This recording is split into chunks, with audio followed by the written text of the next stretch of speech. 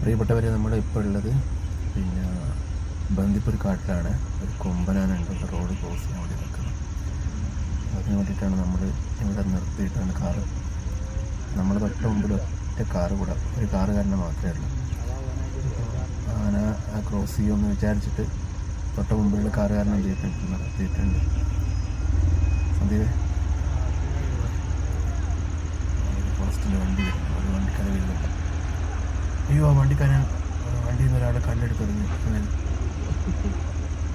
അയ്യോ, ഓടി ഓടി ഓടി ഓടി അവിടെ നോക്കി.